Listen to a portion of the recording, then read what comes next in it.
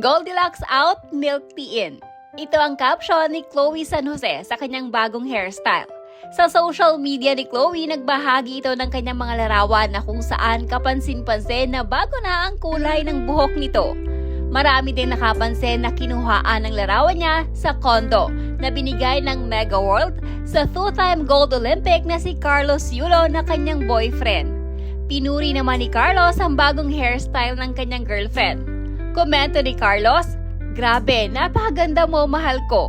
Bukod pa sa larawan, nagbahagi din ng video clip si Chloe kasama si Carlos. Kuha naman ang video sa kwarto ng condo unit ni Carlos Yulo. Samantala, kung nitong mga nagdaang araw, sinasagot ni Mrs. Yulo mga netizen ng walang pag-alinlangan sa tuwing may nagtatanong sa kanyang anak na si Carlos Yulo. Ngayon ay tila maingat na sumasagot si Mrs. Yulo kung si Carlos na ang tinatanong sa comment section.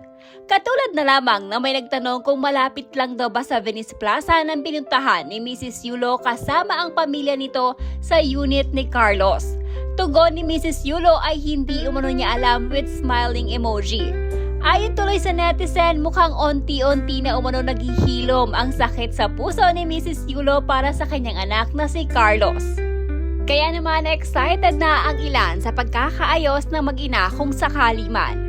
Base kay Carion, nagtatampo umano si Carlos kay Mrs. Angelica Yulo dahil imbes na siya umano ang suportahan nito noong Paris Olympic ay sa Japan daw ito pumanig. I ask you to do para makatulog ako. Scratches. Wow! What do I say when I don't want something? No. Paano? No. What do I say kapag gutom na ako? Hungry na ako. Oh. What do I say when I want lumbing? Huggies. Oh. Dada huggies. What do I say when I want to spend time together? We spent time. No, there's another one. Dada let's hang out. Oh, yeah. You're getting everything. Definitely know this one. What do we say when we're sick? Yay, no. Mahal, wake up. This is something I say when I'm like nice to someone. But just, anong kasunod? Don't fuck me.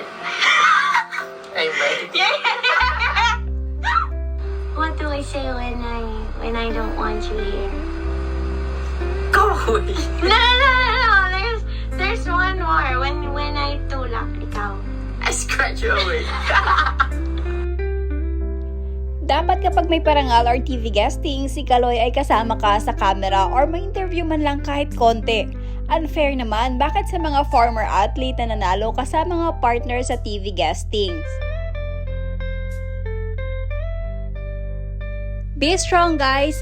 God knows everything than those pretend that they know anything. Life is short, so don't waste whatever they said. Stay strong and beautiful. Carlos sincerely loves you because he mentioned Chloe's family. Love you all. Stay with him. He is a great guy. You were with him before his fame and fortune. That is golden. We love you, Chloe and Carlos. Just keep getting gorgeous. Huwag pansinin ang mga stress sa paligid. I really wish Chloe would sing Nothing Can Stop Us Now. I will really promote for free. Pang-asar sa mga taong hindi happy sa happiness ng iba. Well, she can earn money from the views and engagement too.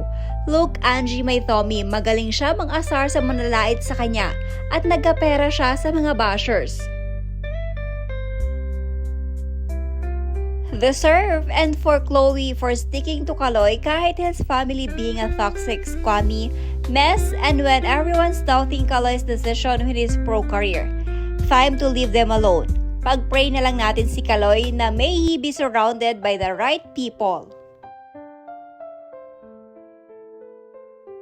Kaya pala nag-cruise sa Venice last time si Mother with the fam. At yung mga sumasakay talaga sa issue, yung maaari ba yun ng Mont Albo, parang pinapamukha pa kay Kaloy na ganito dapat alagaan ng pamilya. Deserve ni Kaloy everything na natanggap niya and it's his choice na din kung kanino niya i-share yun. Let's not give his mother a platform ulit para pag-usapan.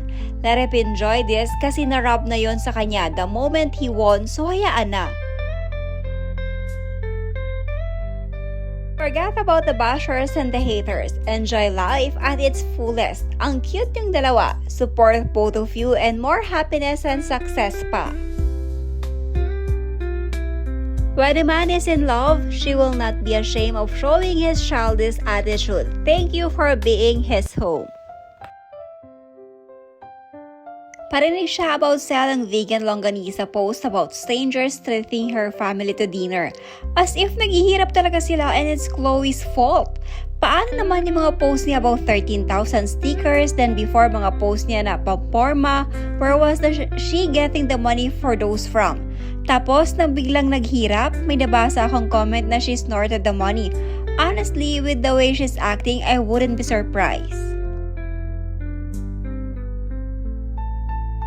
Kaya halos maglumpasay sa media pamilya ni Kaloy Sukdulang pagkaisahan noon dahil sa pride, tapos ngayon mga paawa sa madla, takot hindi maabumbunan ng grasya. Alam mo yung nanay, tuso and mapangasar talaga Sus, dami-daming mall sa Pilipinas, sa Venice Grand Mall pa sila nagpa-treat sa strangers. Tapos sa comment section, yung mga amiga niya nagsabing, "Oy, tanaw daw."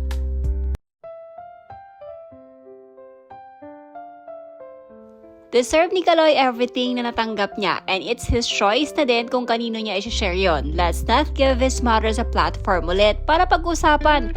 Let him enjoy kasi na-rob na yon sa kanya the moment he won.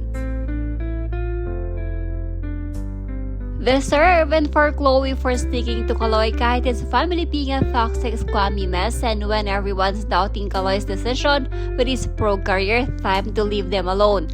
Pag-pray na lang natin si Kaloy, may he be surrounded by the right people.